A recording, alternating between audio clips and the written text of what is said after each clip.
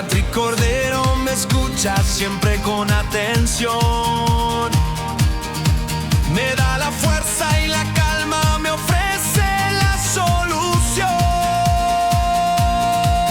Él defiende mi vida, protege mi hogar. Con su equipo de expertos me vuelve a levantar. En el sur de la Florida, su nombre es la verdad. Un abogado de confianza que sabe cómo actuar.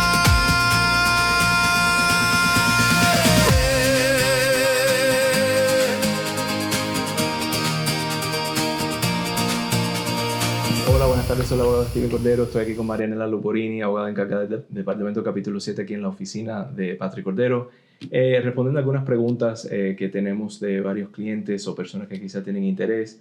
Estamos entrando en la temporada de taxes, sabe que los taxes, la fecha tope para entregar los taxes es abril 15, ya por supuesto creo que nuestro W-2 llegó hoy mismo. Es el tiempo de filear los taxes en preguntas ya más o menos enfocado en cuestiones del IRS y qué se puede hacer cuando hay, con respecto a problemas, cuando uno tiene problemas con deudas del IRS, dinero que se debe por años pasados. Oswaldo quisiera saber que si él puede hacer una bancarrota para borrar deudas del IRS. ¿Cuáles son las opciones? María, habla un poquito de lo que se puede hacer en un 7 y yo trato de responder lo mejor posible a las cosas que yo veo típicamente en un capítulo 13. Perfecto, muchísimas gracias y gracias por tenerme en el programa. Entonces, en un capítulo 7 usualmente, típicamente las deudas del IRS, de los taxes, no son descargadas. Acuérdese lo que es un capítulo 7 de bancarrota. Estamos hablando de deudas como tarjetas de crédito y no es un plan de pago, ¿ok? Nosotros estamos tratando de eliminar las deudas, le estamos tratando de decir al fiscal, no tengo, no puedo, no puedo pagar nada porque no me sobra nada lo último del mes, ¿ok? Hay ciertas deudas como deudas estudiantiles, taxes, cosas de si tiene lo que es restitution de algo criminal que pudo haber tenido, alguna deuda de algo criminal que puede haber tenido, de soporte doméstico como manutención de niños o excónyuge. Esas son deudas que no son eliminadas típicamente. A veces hay diferentes cláusulas que tal vez usted puede llegar a calificar para eliminar. A veces si las deudas del IRS tal vez son muy viejas, tal vez de 10, 12, 13 años atrás, 15 años atrás, puede ser que se haga, puede ser que sí se llegue a eliminar. Pero si estamos hablando taxes ahora del 2025, usualmente no se va a eliminar. Y especialmente dentro de un capítulo 7 de bancarrota que no es un plan de pago. Aquí no le estamos tratando de pagar nada a nadie, ¿verdad? O sea, en cierto sentido, no le estamos proponiendo un plan de pago al IRS o proponiendo un plan de pago a las otras deudas, ¿no es cierto? Esto más que nada se va a basar en si usted le sobra dinero a lo último del mes para calificar para el capítulo 7 o si tiene valor en las pertenencias de usted. Si no le sobra dinero al último del mes y no tiene ningún tipo de valor, usualmente no hay nada que pagarle a los acreedores. Las deudas sí se van a eliminar, pero no estamos hablando de hacer un plan de pago, ¿no es cierto? Muy diferente a lo que Steven nos va a explicar ahora, que es el capítulo 13. Bueno, pero entonces sí, la parte es, pues yo voy a explicar ahora lo que yo veo, que es, o sea, que están divididos. En el capítulo 13 lo que vemos es que las deudas del IRS están bifurcados. No sé si es una palabra que se traduce en español, pero dividido. Hay una parte que tiene prioridad, que se tiene que pagar en full, y eso tiene que ver con la duración de la vida de lo más viejo. Ya se empiezan a dar más prioridad a cobrar intereses. Y veo una parte de eso, por eso no sé cómo lo calculan, te miento si te digo que entiendo ese proceso, pero de ahí una parte que sí es totalmente desasegurado como cualquier otra deuda de tarjeta de crédito, que es donde tratamos de descargar 1% de esa deuda. Como dijo María, en un capítulo 13 lo que distingue, la diferencia principal es que hay un plan de pago, entonces da una opción para resolver a través de una bancarrota una deuda que tienes con el IRS. Tomando esa deuda, primero confirmando que sí el monto está correcto, que no se tiene que ajustar, es algo que hacemos bastante en el sentido de puliendo el proceso. El contador dejó un número extraviado, hay una enmienda que se tiene que hacer a los taxes y ya tenemos el número final de lo que se debía en esos años. Comprobamos que eso coordina con los documentos del IRS y de ahí presentamos un plan dividiendo ese monto durante la vida del plan entre 36 a 60 meses, típicamente 60 porque de lo que he escuchado el IRS a veces ofrece para resolver deudas de esta variedad, o sea, este sabor. Ofrecen planes que pueden durar típicamente entre 2 años. Para obtener el full beneficio, o sea, aprovechar de los 5 años, eso te reduce más todavía de lo que te ofrece el mismo IRS. Pero también estar consciente de ese por ciento que se va a descargar, que es un punto donde damos un poquito de alivio. Luego de, como dije, repasar todas esas cosas y estar seguro que los números están correctos, que no se está sobrepagando o pagando por unos años que realmente se pagaron, que es algo que he visto desafortunadamente, o sea, inconscientemente el contador le pagó esa deuda de 2021, ellos aplican por una bancarrota por otro motivo y se entra esa deuda y ahora tenemos que comprobar que eso ya estaba pago para oficialmente borrarlo. Más tomando control sobre el tema que cualquier otra cosa. Pero aparte de eso, otra pregunta que queda acerca de los taxes, Mari. Anónimo, si mi esposo y yo declaramos los impuestos aparte, ¿hay algún problema si hacemos una bancarrota juntos o en común? Sí, tenemos que ver cómo lo clasifican, ¿no es cierto? Porque puede ser que ustedes hagan los taxes casado, pero haciéndolo separado, casado haciéndolo juntos, ¿no es cierto? Al fin y al cabo, la denominación es casado al fin, ¿verdad? Ahora, si lo están haciendo separado y la casillita es la que está chequeada es de soltero, obviamente que está completamente incorrecto porque usted no es soltera, está casada. Ahora hablando de casado, hay gente que dice, bueno, pero estoy casada en Cuba, no en los Estados Unidos, estoy casada en Colombia, no en los Estados Unidos. Casada es casado aquí, en la China, en India, en los Estados Unidos, en Cuba. Casado es casado, no importa que no legalmente tal vez se casó físicamente aquí, se casó en otro país. Ese concepto a veces, aunque no entiendo por qué la gente piensa eso, pero bueno, hemos tenido esos comentarios al fin y al cabo, ¿no? También hay otro y esto depende mucho tal vez de su contador, y había otro cosito, justo estaba haciendo notas aquí que quiero mencionar también. Sí, es verdad, usted confía en que su contador esté haciendo las cosas como corresponde, pero al fin y al cabo, si usted mira esa documentación en la primera o en la segunda página, la que tiene que firmar o el que tiene que firmar es usted, que usted está entendiendo y está viendo y toda la información que está en esta documentación es correcta. Entiendo que tal vez cuando yo empecé a hacer los taxes, cuando tenía 18, 19 años, ¿verdad? Yo tampoco entendía qué es lo que decía aquí, qué números estaban aquí, cuáles son lo que sea. Yo no entendía nada de eso y tal vez fue mi equivocación no leer, no educarme de cómo funcionaban las cosas, ¿no es cierto? Pero es una pequeña educación, no estamos diciendo que tiene que saber exactamente cuáles son los números, lo que sea, pero lo primero que va a ver son las casillas de cómo se está archivando estos taxes, ¿verdad? Es simple saber si está como jefe de cabeza, como soltero, como casado, lo que sea, ¿no es cierto? Ahora, hay mucha gente que quiere calificar para jefe de cabeza porque tal vez el reembolso va a ser mucho más alto de lo que tal vez si lo está haciendo casado junto, casado separado. Si usted está casado, hay 2 opciones, casado haciéndolo junto, casado haciendo separado. No hay ninguna otra opción. Si usted está soltera, yo soy soltera y nunca me he casado, voy a hacer eso. Ahora, si yo fuera tal vez madre soltera, donde alguien depende de mí, o mi mamá depende de mí, o tengo a alguien que depende de mí físicamente y monetariamente, porque eso es lo que son los taxes, entonces pondría jefe de cabeza, ¿verdad? Porque no solamente soy yo, sino hay alguien más que depende de mí financieramente y no estoy casada. Y la otra casillita es widow, ¿cómo es que se llama? Viuda, exacto. Viudo o viuda, ¿no es cierto? Que obviamente que eso es fácil de entender por qué o cómo calificarías para eso, ¿no es cierto? Entonces, hay mucha gente que está casado y está poniendo jefe de cabeza en cada casa. O sea, el esposo pone jefe de cabeza, la esposa pone jefe de cabeza. Es imposible, o sea, no están bien hechos los taxes. Y acuérdese que estos taxes se presentan a un fiscal federal, que tiene la responsabilidad de cualquier cosa que está mal en los taxes, reportarlo al IRS.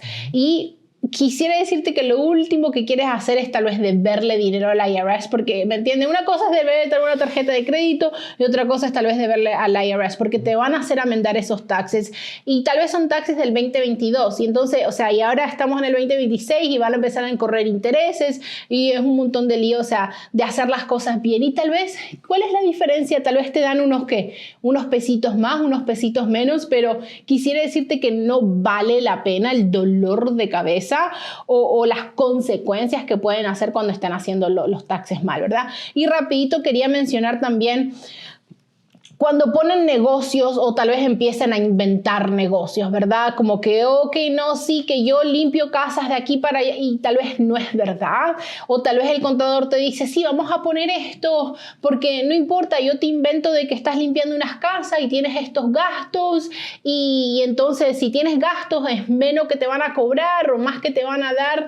No es necesario, no es necesario llegar a ese punto de estar inventando cosas por más que su contador le esté diciendo de que no pasa nada, que no hay ningún problema. ¿Por qué? ¿Y qué pasa si sí? ¿Qué pasa si justo es usted el papel que el IRS saca y dice quiero hacer una auditoría a esto y usted no tiene ni un comprobante de que de verdad limpia casas o un comprobante de absolutamente nada? Mucho también está pasando con la gente que hace Uber y Lyft. Es verdad.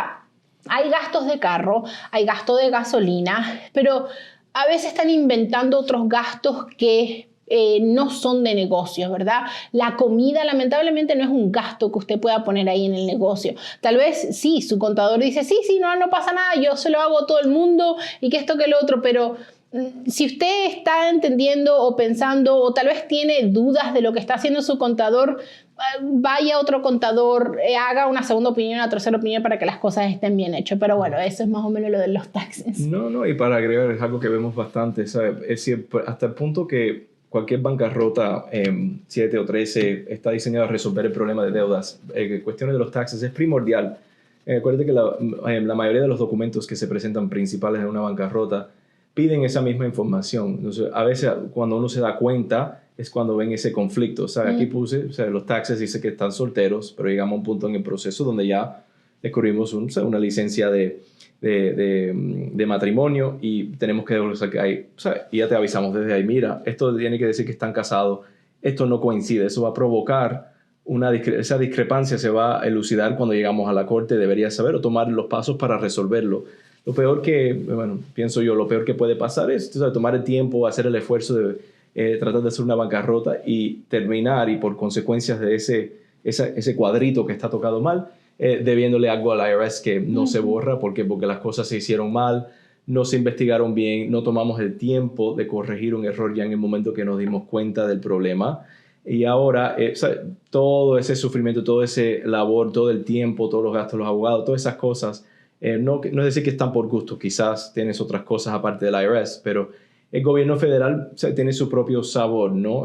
Una deuda del IRS te sigue básicamente por la vida. Aunque no es un mortgage, no se siente así, no tiene las mismas consecuencias de un foreclosure. Igual, eso es algo que puede resultar en una deuda asegurada en contra de usted, todos tus bienes, de cualquier forma, en perpetuidad, de ahí en adelante por siempre. Esas cosas así muy, muy, muy fuertes. Y igual, deberíamos abrir otra categoría, honestamente, aparte del IRS, hablando del gobierno, con respecto al SBA, a tu punto sobre los negocios, que funciona más o menos igual. No es lo mismo en el sentido que no es explícitamente dirigido a renta, o sea, a recuperar dinero o cobrarte, pero igual, durante los últimos 2-3 años, prestaron bastantes dinero a las personas para apoyar y respaldar los negocios durante la crisis de COVID y la pandemia.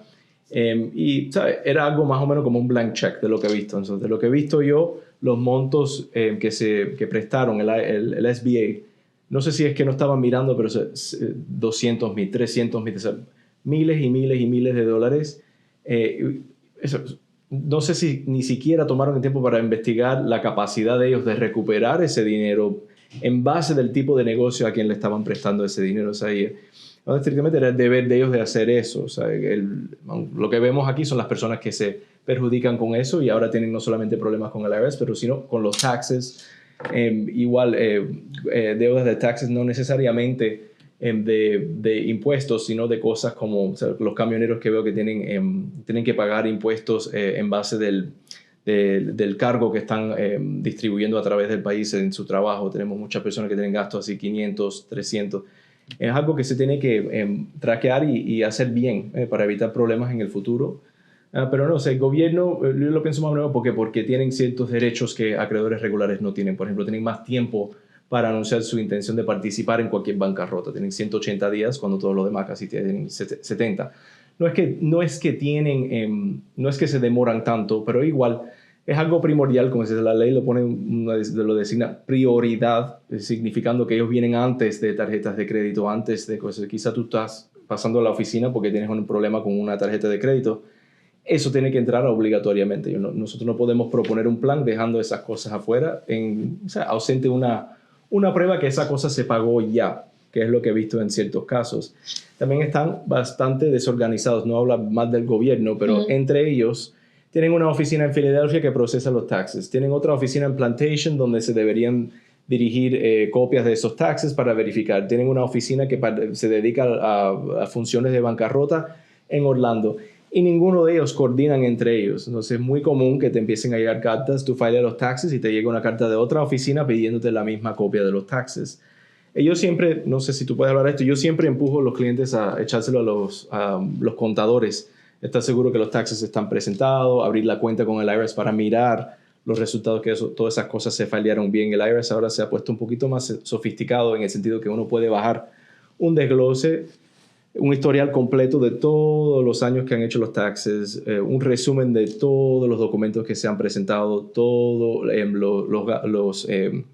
los pagos que le han hecho en base de una deuda según un plan de pago, y hacerlo como parte, ahora hablando de lo que hacemos aquí, pasándolo como parte de la documentación que hacemos en la bancarrota, no solamente copia de los taxes, sino pruebas de todos los gastos y todo lo que se ha pagado hasta ese momento, para el propósito de adelantar el proceso de contar o a contar por el dinero que sí se debe y ya dejar más o menos el análisis del caso lo más completo posible, específicamente cuando hay un problema con el IRS. Pero es muy fuerte las cosas que pueden suceder. Cambiando un poquito de tema, María quiere saber cuánto tiempo, esta es una pregunta muy sencilla pero también muy común, cuánto tiempo después de bancarrota uno tiene que esperar para comprar una casa o un carro, algo así financiado, me parece es lo que ella quiere saber. ¿Cuánto para restablecer el crédito? Más o menos como yo.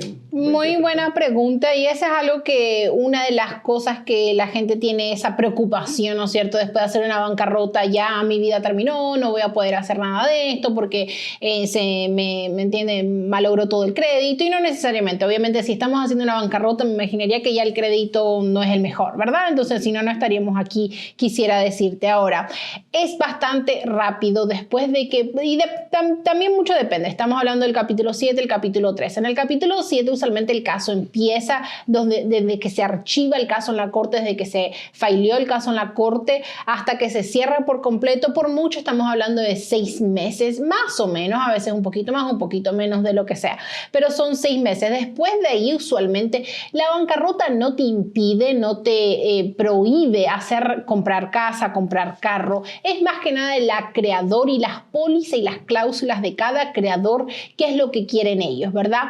Y también tenemos que considerar el nivel de importancia o de la deuda. Obviamente que sacar una tarjeta de crédito siempre va a ser un poquito más fácil que comprar un carro, que comprar una casa, ¿verdad? Entonces, si esperamos 2 meses después de que se cerró el caso para comprar una casa, quisiera decirte que no te van a dar absolutamente nada porque hace 2 meses que estábamos en bancarrota. Si esperamos esos mismos 2 meses para sacar una tarjeta de crédito, capaz que sí te la den porque, ¿me entiendes? Las cláusulas, el monto es diferente, la responsabilidad es diferente. Entonces ahora, típicamente con lo que vemos es, para comprar una casa, usualmente el banco va a querer esperar 2 años después de que se cerró esa bancarrota para, ¿me entiendes? Para que haya pasado su tiempo, usted se haya reorganizado. Lo del carro tal vez son unos 6 meses, 8 meses. Lo del carro es bastante También depende del monto del carro, los intereses, tal vez el down payment que usted pueda llegar a dar. Eso varía bastante. ¿Ok? Bueno, y en el capítulo 13 te lo dejo a ti. Bueno, funciona un poquito diferente en un capítulo 13 porque hay un plan que se tiene que sostener. Y desde el punto de vista de esta reorganización que proponemos a través de la Corte, es el tipo de cosas, comprando una casa, un carro, es algo que si podemos, hablando ahora por póliza de las personas involucradas al lado de nosotros y también en la Corte, tratando de apoyar lo más posible, mientras que lo están haciendo de una forma responsable en base de cuál fue el problema consciente de cuál fue el problema que te puso en bancarrota desde el principio, pero supone que el problema era con tarjetas de crédito, una enfermedad, algo así. Estabas rentando una propiedad en ese momento. El paso de comprar una casa, un carro que es un rite of passage, no sé cómo eso se traduce en español, una meta de la vida, algo que alguien, el propósito de tener crédito, arguably, es para llegar al punto donde uno puede financiar una casa, un carro, algo así, para mejorar su posición y empezar a vivir el sueño americano, digamos, algo así. Eso es lo que te iba a decir. Siempre le digo el sueño americano. El sueño americano, la casa, el carro y todo, tú sabes, es algo que vamos a apoyarte lo más posible en hacerlo. O sea, se pueden hacer. Tenemos clientes que compran casas en el medio de un capítulo 13. Lo que vamos a mirar y lo que la Corte y la fiscal y todas las personas involucradas quieren ver, todos los partidos, el vendedor, el prestamista, es que, por ejemplo, aprobación sobre los términos, específicamente dirigido a cuánto, los detalles de ese contrato, cuánto va a ser el pago del mortgage, cuánto es el crédito que estás pidiendo, consciente que estás en el pleno medio de un proceso de bancarrota. ¿Cuál es el proceso? En ciertos lugares es simplemente una aprobación informal o formal del fideicomiso, aprobando los detalles y dándote el permiso para llevárselo al acreedor y sacar el carro. Es decir, esto es en el medio de un proceso de bancarrota, que es un poquito ilógico. Uno típicamente dice, bueno, no lo puedo hacer, ¿por qué? Porque no tengo crédito, ¿no? En un capítulo 13, y dependiendo en cuánto es el porciento que estás repagando, los acreedores están recibiendo todo ese dinero que estás pagando a la Corte. Ellos ven los pagos que están haciendo. Cada pago que haces estás demostrando tu capacidad de repagar. Y el crédito es simplemente, de otras formas, es simplemente una medida del riesgo de prestarte dinero. Si ellos ven esos pagos entrando consistentemente, ya que están un poquito más cómodos, eso te ayuda en restablecer el crédito en el medio o durante de un capítulo 13, ¿no? Cuando terminas cualquier bancarrota, 7 o 13, o sea, el propósito de cualquiera de esos dos casos es dejarte, dejando al lado deudas con el IRS y cosas así que quizá pueden sobrevivir, sin cualquier deuda de ninguna forma, o sea, literalmente en cero, o sea, sin ninguna obligación hacia otras personas, en un capítulo 13, haciendo pagos durante todo ese tiempo. Entonces, ya cuando se resetea el historial de pago, todos los factores, los negativos que te estaban perjudicando en el sentido de obtener crédito para comprar una casa, hipotéticamente, si terminaste el caso bien, ya no deberían existir. Y de esa forma estamos hablando ahora de, en una forma lo haces en el medio de un capítulo 13, a través de una moción con la Corte pidiendo permiso, desglosando cuánto vale la casa o el carro. Estas cosas se ven más o menos como necesidades. Una parte sí, una forma del sueño americano, pero un carro en una ciudad como Miami es una necesidad en el estado de la Florida. Y hay formas de, ¿sabes? Si el lease vence durante los 5 años de un capítulo 13, aplicar a la Corte o a la fiscal directamente para obtener un carro antes de que se vence el primer lease. Lo que pasa típicamente es si los clientes no hacen la pregunta en la primera consulta, ya 3 años después de pasar por la oficina intentan de hacerlo, a veces se asustan sin necesidad, ¿no? Porque el acreedor le dice, mira, por póliza no te puedo vender este carro, es por la bancarrota, sin saber que realmente hay una manera, es simplemente tratando de cumplir con los requisitos que ellos te están poniendo en ese momento. Si es una carta que se hace falta, una moción, una orden de la Corte aprobando o dirigiendo al vendedor de venderte esa casa o aprobando los términos del mortgage que estás aplicando. Y también mirando cómo eso se compara con el proceso de bancarrota. Si estabas pagando $1,200 en renta, quizás es aceptable que aprueban un pago de un mortgage un poquito más alto. ¿Por qué? Porque supuestamente es una casa, o sea, la calidad de crédito es un poquito más alto y es el tipo de paso que, o sea, la bancarrota está ahí para tratar de resolver problemas y empezar de nuevo. Ese es el fresh start que típicamente uno uno escucha cuando estamos hablando de bancarrota y restableciendo el crédito. Pero... Y para interrumpirte rapidito, uno de los comentarios que hiciste, o sea, cuando tal vez ellos no tienen conocimiento, pero están en un proceso de bancarrota porque no hacen esas preguntas. Pregunten, llamen. Si están en cualquier proceso legal, no tiene que ser bancarrota, puede ser de inmigración, puede ser criminal, puede ser lo que sea. No piensen que tal vez lo saben o no tienen nada que ver. Lo peor que puede pasar es que llamen y de verdad no tengan nada que ver o no tengan lo que sea, pero llamen, pregunten a sus abogados si pueden hacer esto o lo otro. Justo hoy tenemos un caso de que, ¿me entiende? Tuvo un accidente, le llegó dinero y nosotros no teníamos ningún conocimiento de lo que había pasado y tampoco nos vamos a enterar si ustedes no nos dicen, ¿no es cierto?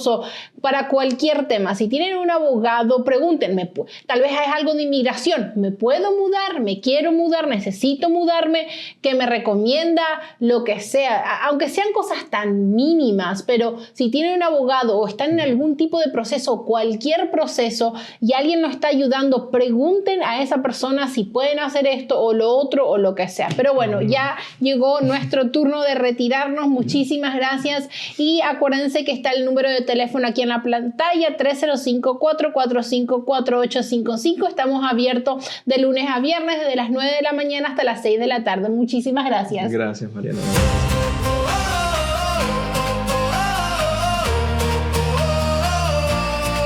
Patrick Cordero me escucha siempre con atención.